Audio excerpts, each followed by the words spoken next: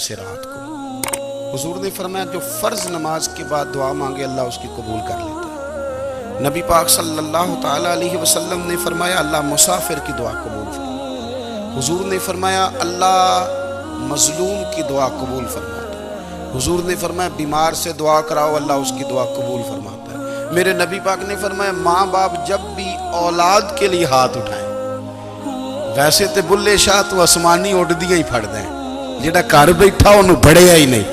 حضور فرمانے لگے ماں باپ جب بھی اولاد کے لیے دعا فرمائیں اللہ ان کی دعا کو قبول کرتا ہے۔ آپ اپنا تعلق بنائیں، دعا کے ساتھ، عبادت کے ساتھ، مصلی کے ساتھ رشتہ بنائیں، استغفار پڑھیں۔ صلاح الدین ایوبی صلیبی جنگوں میں تھے، رات کو مسجد اقصیٰ میں نماز پڑھی تو پریشان تھے۔ ایک بزرگ سے ملاقات ہوئی تو وہ کہنے لگے کہ آپ بڑے پریشان ہیں۔ کہنے لگے حضور پریشان اس لیے ہوں کہ پہلے ہی مسلمان کمزور ہے، اب میں نے سنا ہے دشمن کا ایک بحری بیڑا وہ جنگی سامان سے بھرا ہوا آ رہا ہے، تو اب ان کے پاس اور تلواریں اور نیزے آ جائیں گے، مسلمانوں کے پاس پہلے ہی وسائل کی کمی ہے، پریشان ہو کس طرح کر کے مقابلہ کریں گے۔ یہ بات کہتے ہی صلاح الدین ایوبی نے بزرگوں سے کہا حضور آپ بھی دعا کریں، دعا کی بڑی طاقت ہے۔ میرے نبی پاک نے فرمایا دعا مومن کا ہتھیار ہے، دعا مومن کا حضور نے فرمایا تقدیر کو سوائے دعا کے کوئی چیز نہیں بدل سکتی۔ دعا مومن کا ہتھیار ہے، یہ کافر کے پاس کوئی نہیں، یہ ہتھیار ہے مومن کا۔ اللہ کرے آپ کو سمجھ آئے، پھر سنیں کئی بار کہہ چکا ہوں یہ ہتھیار ہے۔ کافر کے مقابلے میں جو تیرے پاس سب سے بڑا ہتھیار ہے وہ دعا ہے۔ دعائیں کرانی چھوڑ دی، کرنی چھوڑ دی، لینی چھوڑ دی۔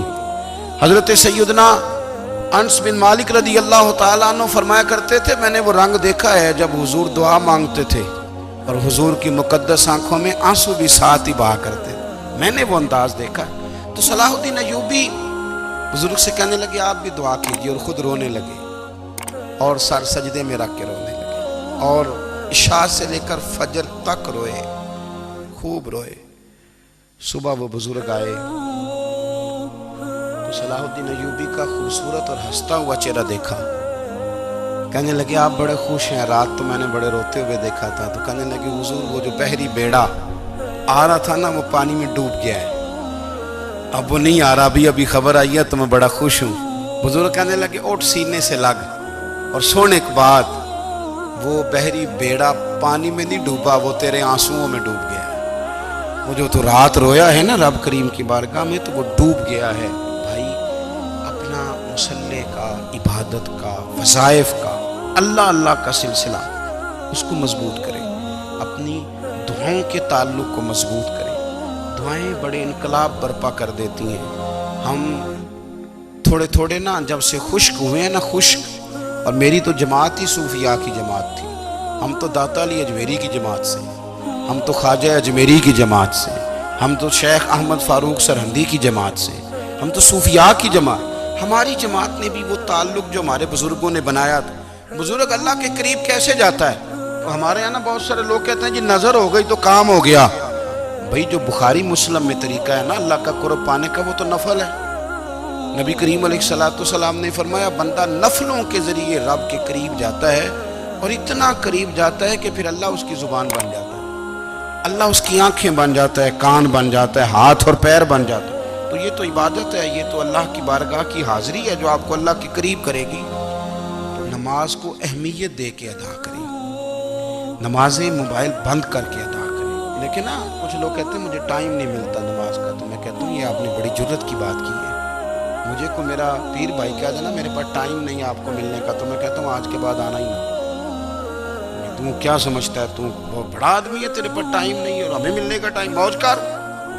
تو آپ نے اللہ رسول کو کہہ دیا ٹائم نہیں، اور عجیب فلسفہ ہے نا۔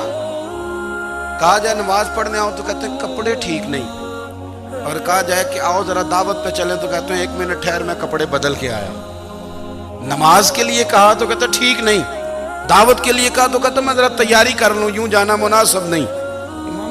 نہیں، رب تو فرماتا ہے کہ جب تو مسجد میں آ تو زینت اختیار کر کے آ، خوب ذوق سے دعا مانگے، خوب شوق سے نماز پڑھیں، خوب استغفار کا مزاج بنائیں. آپ لوگوں کے بیچ رہ کے سکھ حاصل کرنا چاہتے ہیں، لیکن آپ کو پتہ ہے کئی مہینے غار حرا میں رہنا بھی مدینے والے محبوب کا طریقہ ہے. ہر سال اعتکاف بیٹھنا الگ سے، یہ بھی حضور کا طریقہ ہے.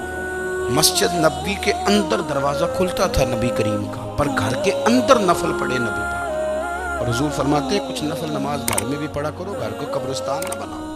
ہمارا گھر اللہ کے ذکر سے آباد